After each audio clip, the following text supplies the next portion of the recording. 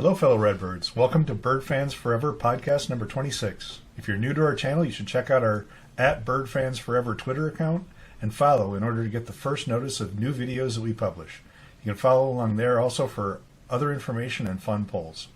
Our website is www.birdfansforever.com, and on there you can find our links to all episodes of our podcast across a plethora of apps: Apple, Google, Spotify, and others, as well as a tab to access our videos on YouTube, where we're also called Bird Fans Forever. So dunk on the YouTube subscribe button and follow us on Twitter so you'll be the first to see new episodes and get other fun information from us. Our guest for today is Anthony Slack, who played with the ISU Redbirds from 2006 to 2008. We'll be right back with Anthony.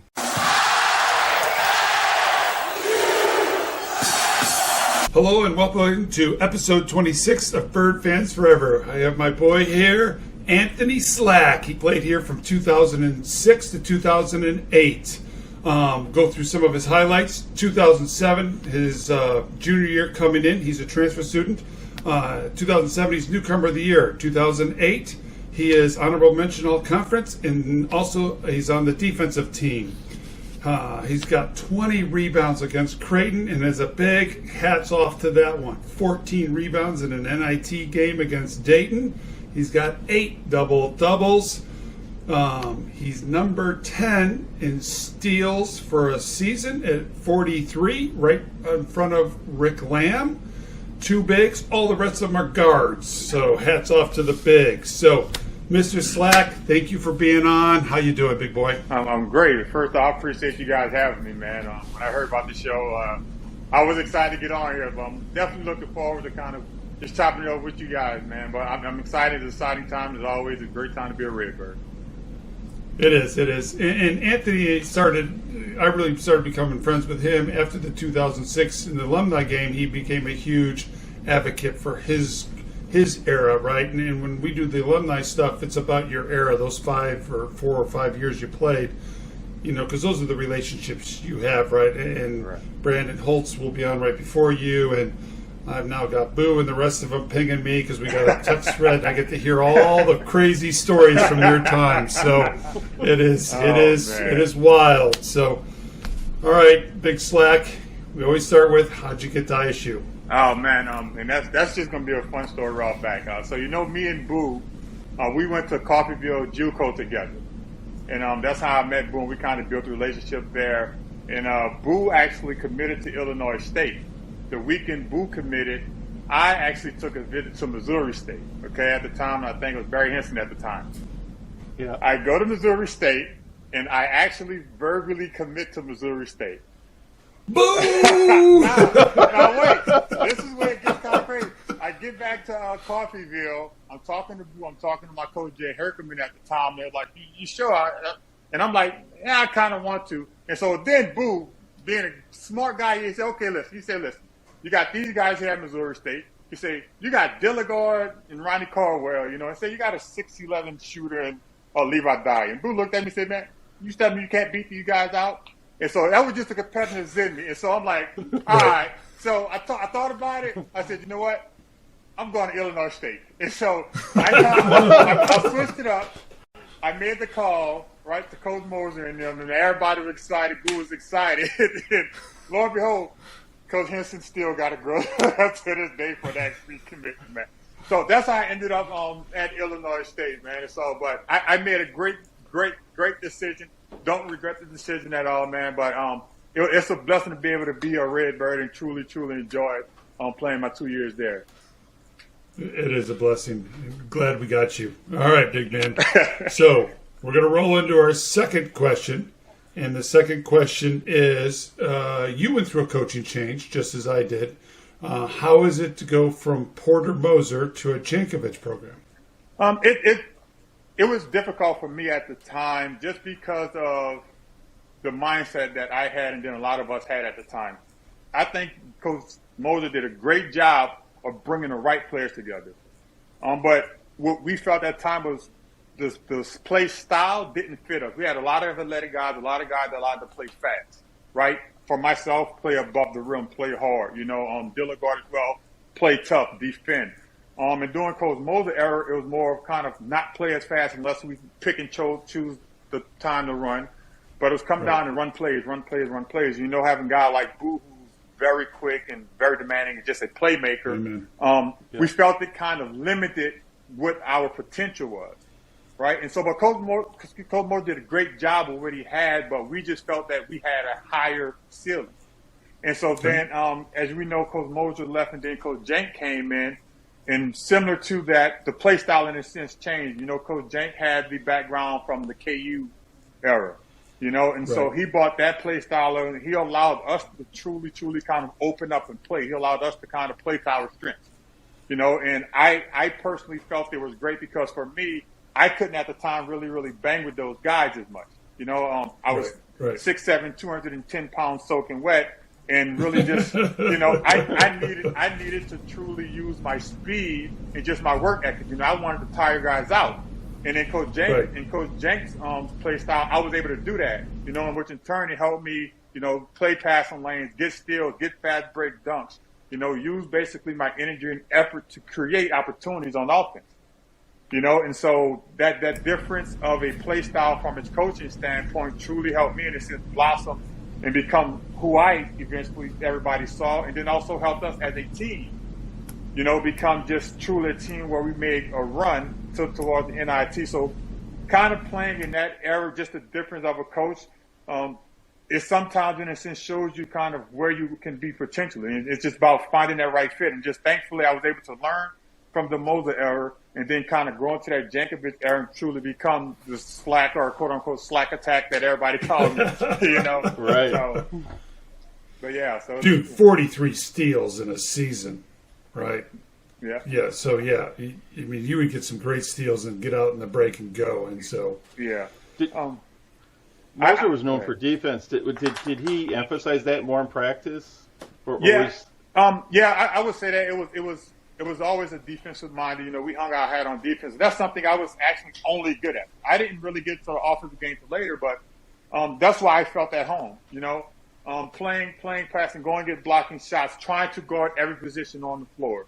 You know, and Coach Moser preached that, and we kind of really took that to heart. And then also understanding kind of once again the play style and what we were. It was like, okay, we're not in a sense going to be a top scoring team, but if we can hang our hat on defense, you know, with a lot of us in a sense love, then we can kind of create easier opportunities for us to keep ourselves in games, you know, to in a sense do that. But I loved it. I love face guarding a person or even guarding guards, you know, and getting the best of it.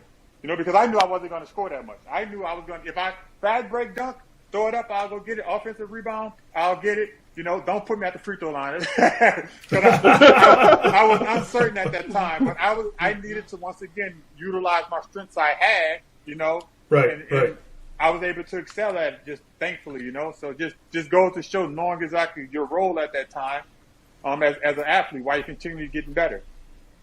Yeah. And I didn't read all your block shot records, right? You got like 5 or 6 block shot records.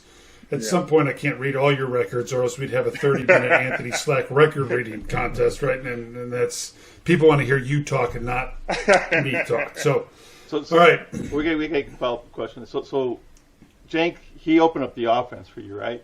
Correct. And really opened up. And look, I remember the biggest thing with you is some of your dunks and stuff like that, right? Yeah. You had another high flyer on that team with you, right? Osiris? Yeah. So yes, sir. I'm going to ask you straight up now. Did you guys ever have a dunk-off contest? And who would win? It's a little bit different styles, right? But Osiris was far more flashy than me, man. So he get the style points. And also, I was a two-legged jumper. Osiris can do one leg and two-leg. Yeah. He'll probably he won. Up until my professional career at the time, Osiris would beat me like so hardly. But we used to kind of have our dunk contest in practice sometime, and like Osiris would kind of show off his one leg move. Okay, you got it. You got it. You know. But yeah, man. So Osiris will definitely win that. Very cool. All right, next question we're going to roll into. You were talking off air at the boot camp, so let's hear about this boot camp. Funny story. Thank God players today don't have to go through this, guys. Thank God. So, the Jankovic era, right? So Jank comes in, talks, tell us everything he got planned for us, right? We're great. School starts, we get into some kind of practicing, right? Right before we say, hey, you guys, we're going to put you guys through like a 2-week boot camp. What is that? Hey, 2 weeks, you're going to just do conditioning. 14 days straight. Okay, cool. Nothing of it. Been there, done that. Yeah, nothing of it. Cool. So the day of it, we got to be there at 6 o'clock. Okay? Look at this, yo. I know you want to. Yeah. Special guest star for Mr. Slack. Yeah. Give me attention. Yeah. So we get there. So we walk into the locker room, and we have camouflage shirts with our names and numbers on them. And I'm my God. I'm like, we about to go to war. Like, right? What is this? So cool. We all in the locker room joking about it and having fun. First day we there, we walk into the North Gym. We got Coach Rourke at the time. I think he's at Texas A&M, strength and conditioning coach. He used to have the big dip in his lip. He looks mean as crap, right? And we see about 10 stations on our stage, 8 to 10 stations. And we're looking like, man, what is this? So Coach Jenks said, everybody get out of the station. We get out of our station. And so every station, it was 30 seconds on, 30 seconds off, right? And so we did that for the first 7 days. The last 3 days, you go through that, but then you had conditioning suicides at the end. Mm-hmm. In the last 3 days, we had to do 20 22s, and then I think it was something else. I can't remember off the top of my head. But when I tell you guys, after the second day we were sore, we were going to get in the ice tub, and thank God for John Munn for trying to keep us as healthy as possible. We did that, and then you had to go to class. But let me tell you guys, here's what's going to make this funny. And I can't wait for you guys to interview Dima if you haven't interviewed Dima. We used to pray Dima made his time so we didn't run again. Okay? Yeah. We used to run at 2022s. Dima would literally have to dive at the end to make his time. But I tell you, I forgot, I think it was the 8th or 9th day. We were running, and everybody made their time. We got Dima huffing and puffing, and we're not sure if Dima going to make his time. And we just praying. And I don't know if it was Boo or Dom at the time. They start cheering him on and putting Dima sprints, and he flies over the line to make his time, and he turns over, and I can tell you, look, it looked like Dima's soul left his body, guys. Dima, he's laying on the ground, he's speaking in his foreign language, and everything. I kid you, it was the funniest thing. And Dima had the funny, like, Slacky, I'm good. Slacky, I'm good. And I tell you, man, it was just so hilarious because we never knew what to expect. But I tell you, after that, we were in the best shape of our lives at that time. You know, in today's day and age, I don't think they truly understand or truly have been through the work ethic that we've had to go through, you know, to be successful. You know, and so you got to think about that hard work and then having to go to school and keep your grades up and then really putting in the time, you know, to actually be at your peak night in and night out for yourself and your team. So, and you are the tail end of the NCAA before they changed the rule to 20 hours. That's all they can practice us. You are like me. 20 hours is just the tip of the iceberg. Right? Unlimited. I mean, we were practicing and conditioning 40 to 60 hours a week. Oh, man. Easy. We used to have that boot camp in the morning. Then you had, like, practicing or something in the evening, you know, and, like, you couldn't get mad. You couldn't fake out anything. You had to be there, you know. And I'll say the great thing about that team that I was on in that Jenkins era, most of us did come from the Moser recruiting phase. But to go through that and just see, like, how hard it was, but to see the camaraderie we had as a team, you know, that helped us. And like, I mean, I'll tell you guys, I owe a lot of this to Boo because Boo's second to none, probably I would say the hardest working guy I've ever played with. You know, that's like awesome. My best friend, but his work ethic, to see him be so small and so little, but just never just like he just kept going. You know, and that's why he was that's why he was just quote unquote like our leader. You know, because he could change games and shift games with his energy and just even it started in practice. And having guys like that, I mean, you can't fail if you're going to follow that, you know? And so you keep what you left. And so, I mean, it was great to have that. And I don't want to leave people out. You got from Sead Isaac to Jude Moore, all those guys. I mean, it was a great, great year, you know? So it's Tuesday night. Tomorrow is ISU versus Bradley, okay? When this gets posted, the game will already be played. But Tell us about that rivalry and the war on 74. Hey, it was one of a kind during our time. Sellout crowds in both arenas, hostile environment in Burke. It was a hate-love relationship. You hate them while you're playing, but it's all love after the game. But coming into my time at Illinois State, that's all kind of what you hear about. Illinois State versus Bradley. Bloomington Normal, Peoria. That 45 minute drive. But just being a part of that atmosphere against Bradley, it does something to you. And kind of my first junior year, I didn't play much, or I didn't play well as I would say I did. But going into my senior year, and I played my senior year, and funny story, the first time we played them at Bradley, hostile environment, I only played, I think, 7 or 8 minutes because I messed my shoulder up. Went up to block a shot and ran into the back pad. And I was out actually for like the next 3 games of that. But I told my guys, I promise you, we're going to kick their behind. I don't remember we won or lost that game. I think we lost that game. But I said, they come back to ISU, excuse my language, we're going to kick that. And this is where, and I tell you guys, like, I love Boo, because Boo was like, at the time, it was all about Bradley and Daniel Ruffin and those guys. And Boo hated that because Boo thought he was the best. And he hated that Daniel Ruffin got a lot of the publicity. And I say, you know what?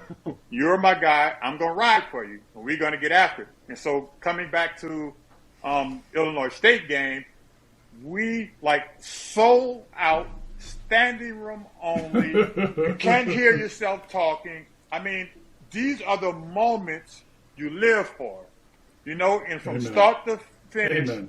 It was a war, and I mean, as a player, these are memories that to me last a lifetime, because you get in there in the games, you're thinking about everything you need to do, you're tired, but the crowd's hyping you up, so you keep going, and at the end of the day, you want to do what you need to do to win that game, and thankfully, we have Osiris, who I say is probably one of the best Redbirds ever, just gifted to where, we knew Oro, we could lean on Oro to score the ball. And, you got guys, myself, Boo, Dom, Brandon Stampede, Dima, who's great defensively. Then we had guys like Host who come in the game and knock down shots. Just being able to bring it all together at the highest moments, man, and win those games. And then we got the crazy student section to where I love it. I live for it, and I can't wait till we get back to those days, because to have those feelings, and now I'm 18, 19, 14, 15 years removed, and I still in the city get goosebumps just talking about it.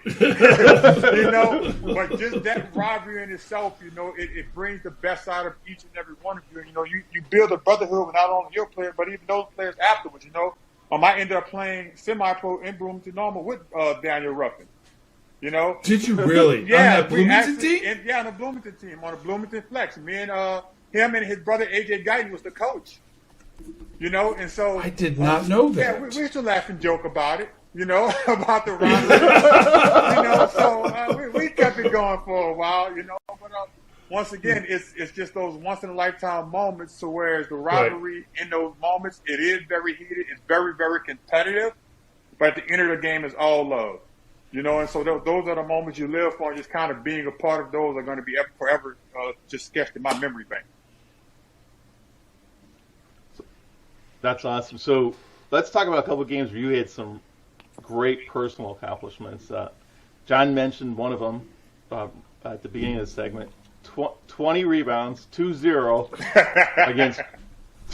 against Creighton. Mm-hmm. That's like 4 or 5 games for a good player, right? Yeah. What happened in that game? Were you just possessed, or? Hey, we gonna put it up to my family. It was senior night, so my energy's already through the roof. But I had about 20 family members at town. My mom and my sister, my grandmother came down, my aunt came down, 2 of my cousins came down, had family come from Milwaukee.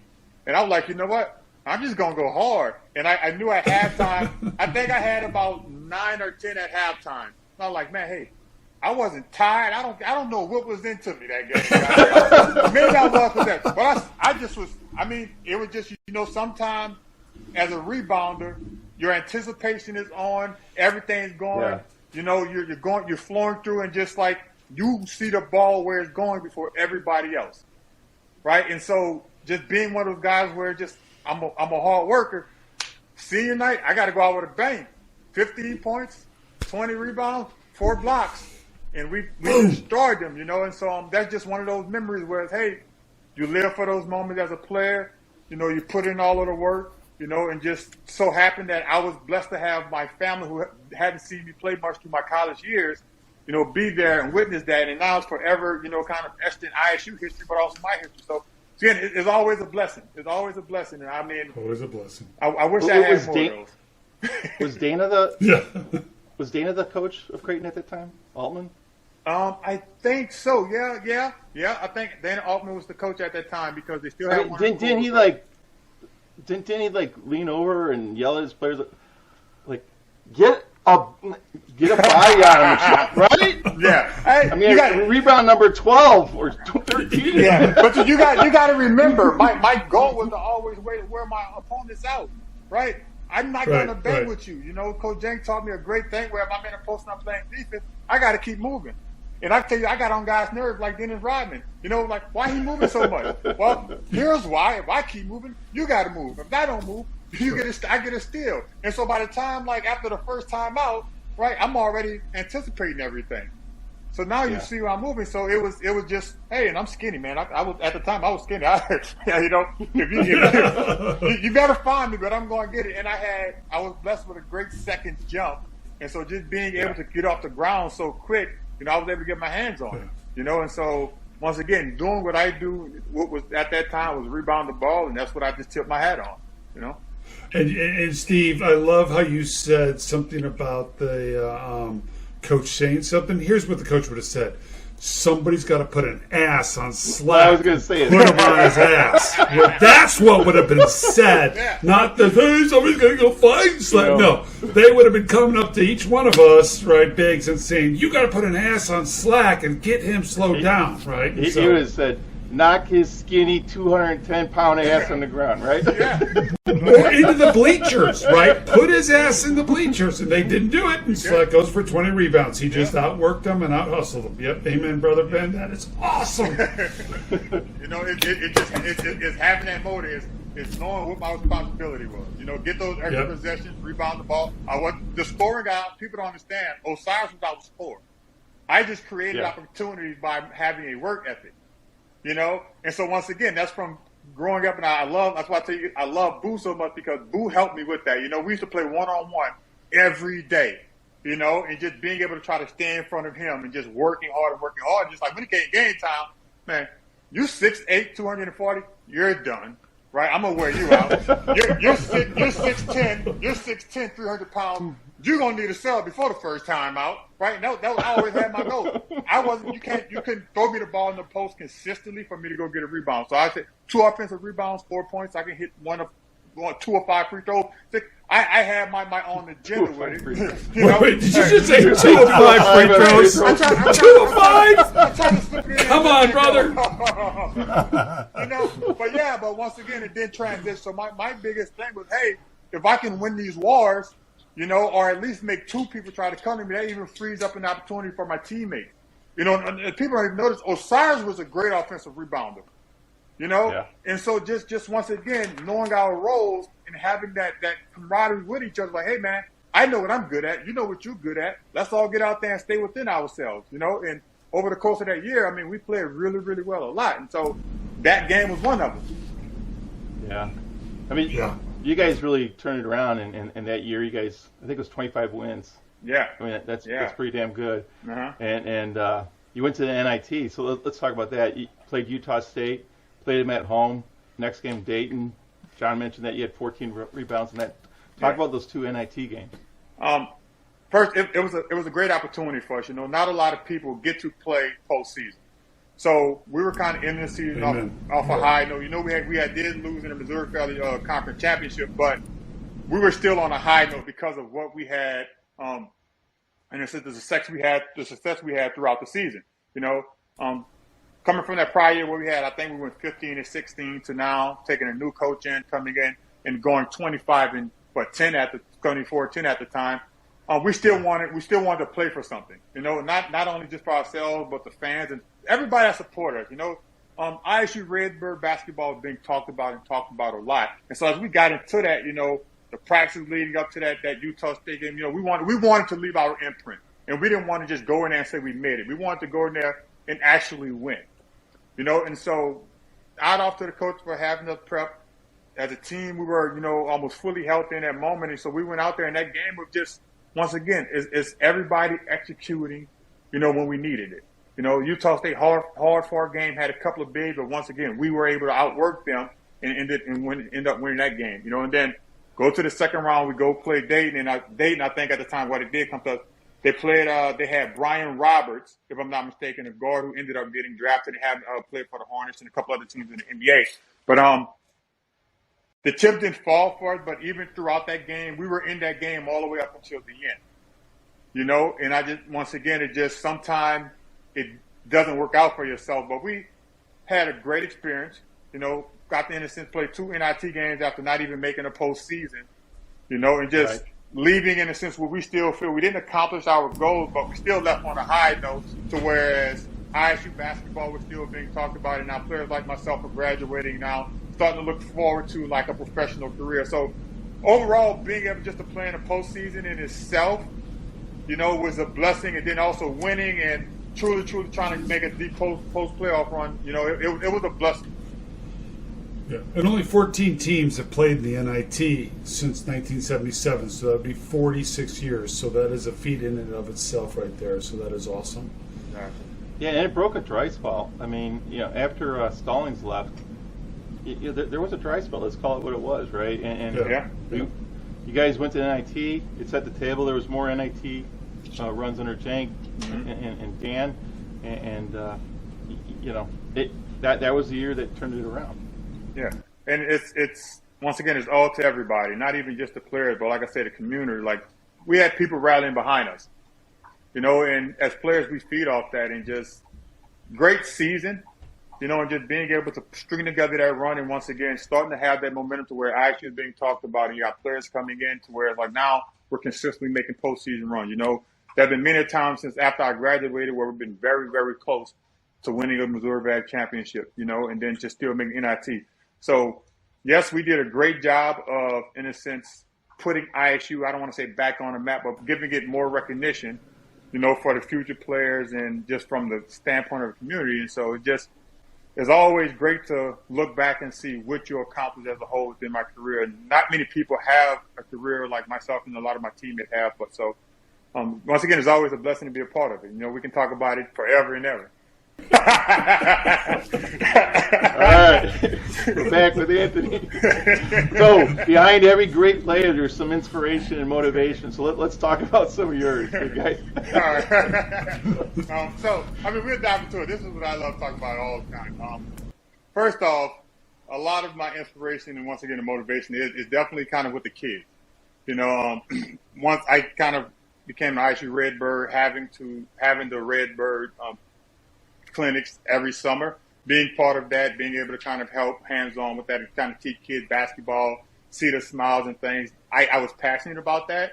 And so as I, in a sense, progressed through my career, you know, every time I came back in the summer, if I could help assist with the summer camps, you know, and that was a joy. And so then even once I retired, a lot of people may not remember this, but I went coached at Coffeyville for about a year and a half and then had some personal issues with my sister I'll kind of get into. But when I came back to Illinois, a lot of the relationships I had and built, I wanted to act on that, you know, and I wanted to, in a sense, really help the next generation. And so I created what at the time I had, it was called like Slack Skills Academy. And it was called Teaching Life Lessons Through the Game of Basketball. You know, and yes, it was added to my experiences, but it was also teaching these young men how basically through the game you love, you're going to build a lot of characteristics, whether it's, you know, discipline, teamwork, you know, even in a sense, communication. A lot of the life skills we have, you're going to learn in an environment in which you love, you know? And so I was able to get through a lot, you know, and that in a sense, I mean, I've reached hundreds of kids, you know, I even created AAU program, you know, to give these kids more exposure, you know, and to this day, I still in conversations with a lot of them, you know, I had one guy who I actually coached from the 6th grade all the way up until he graduated high school. He was out here in Arizona last weekend. We couldn't get to see each other, but just kind of having those relationships to where it's like, hey, even after like 10, 12 years, you know, you see the impact you have on these kids where they're becoming, and now they're young men, you know, and hopefully continue to pass that along. And so that was an inspiration in itself, and just being able to truly give back, you know, and leave my impact. Yeah.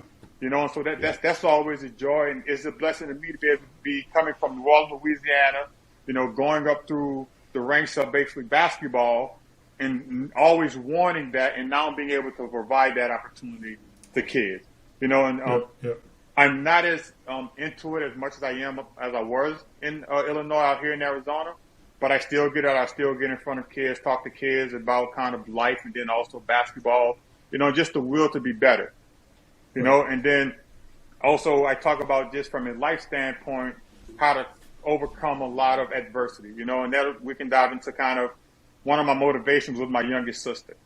You know, my youngest sister had a very, I'll say rough life. As you guys know, Hurricane Katrina 2005, my family got displaced. I ended up was at Coffeyville at the time, then, you know, go to Illinois State. During that time, my youngest sister had a rare disease called focal segmental glaucoma sclerosis with FSGS, which is basically, you know, scarring her kidney and things. And it was very tough for her. She went from being very, very healthy young woman to, in a sense, having to be in a hospital, you know, 3 times a week. Right. And so that was my motivation, because I'm looking at my youngest sister, in a sense, fighting for her life. You know, she no longer had a normal life. Yeah. You know, and here I am pursuing a career. I can get up in the morning and I can go practice. I can go work out and do these things normally. And then I have to take it back and look at my sister and be like, man, like, this is what she's going through. And so that motivated me. You know, I told myself, you can't lose. You know, like, your family, they love you. They want to see you win. And so that was my motivation. And so throughout my career, anytime things got rough, I looked at my youngest sister. You know, and I'll tell you guys a quick story. Is like, I remember going home one time over Christmas break, and I want to say it was 2009 or 2010. And my younger sister, she'd go dialysis on Monday, come home. Then she had to use the bathroom, I think, every 3-4 hours. And now, mind you, my mother was her caretaker, so my mama was doing this religiously.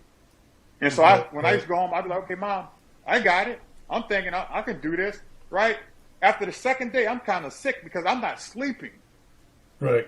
You know? Right. And so just to kind of say, okay, you got to work harder, you know? Yeah. And so once again, that's where when people see the motor in me, they see my passion, it's because, like, I felt like I owe that to my family. You know, I'm the only boy out of 4 kids, and I don't know my father. And so I always felt like I had to lead by example with that. And being able to, like, truly have these situations where I need to make it, right? And failure is not an option. Yeah. And so just kind of having my sister as that backbone to every time something got hard, or I felt like I had to face adversity, that was something that kind of motivated me. In 2015, when I finally gave it up due to injuries, that was when my sister did pass. She passed January 9th, 2014, excuse me. I still had to, I had to get through it, you know, because that was kind of a turning point in my life where it's like, okay, we fought so long and now she's gone. I kind of hit a dark spot. And so that's kind of how I went into fitness, you know. And so I told myself, and a few people know the story, that I needed to feel pain, you know. And for me, going to the gym and working out was my release. It was my reset. And it was my way of coping with losing my youngest sister. And then after 7 months after losing my sister, I lost my grandmother. And so fitness in a sense saved me. And then those young kids in Bloomington Normal who I was training, a lot of people don't know this, like, they kept me going, you know. And they say you find solace in the things you love. And I love teaching those kids basketball, and I love working out. And so from a fitness standpoint, people look at me now and be like, oh, man, you have your shirt off, you're doing all the modeling stuff. But the origin of that comes from pain. right? And so for me, like I said, it's a blessing. It was a blessing and a curse because I needed to go through that to become who I am today. And so thank God I've truly just, in a sense, became a quote-unquote model. You know, I've been blessed to have those opportunities, but it was created from a sense of me needing to release emotions from what I had went through. And so all of that, in a sense, has kind of motivated me to become who I am. And every time I get an opportunity to talk to people about life, you know, I talk to them about it because we all have a story, right? And for the young boy or young woman who's, in a sense, may struggle and may not know their place, like within life and sport, I'll always say, just keep going. Figure it out, right? Just do one more day. That's a quote I always say, is one more day, right? If you feel like giving up, just fight one more day. And if you string together enough of those, you're going to be better. You have no choice but to be better, right? And so find something that truly motivates you, you know, and don't worry about what the naysayers, other people say. Find what motivates you and use it to pursue your passion with a passion. For me, we went from basketball to coaching and training kids to fitness. Yeah. You know, and I just used every avenue I could, you know, until I found my place. You know, and I'm always loving sharing stories with these kids, you know, because it's going to motivate somebody, you know. And my goal until my time is up is to continue to put myself in positions to help somebody else. I know whether it's through basketball or life, you know, that's my goal, and I feel that's truly what my purpose is. That is awesome. All right, big man. This is where we wrap it up. So you got the floor to talk about whatever you want here at the end. And so, thoughts? First thought is, I wish we'd have beat Drake with Adam Amener. Listen, now hear me out. And this is what I just thought about. Y'all see the puppet. She's already gone. Glad we're about to wrap it up. But they beat us to the point where this man got a hamburger named after him.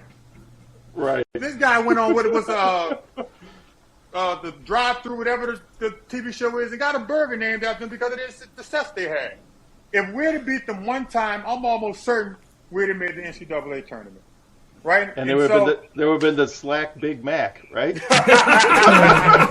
Or you're going to say it'd have been the Slack attack. You know what I mean? Right. But yeah, man, that was one of the things that I would even think about, man. But also, I just always like to talk to, I hope whoever sees this, that you find some motivation within yourself.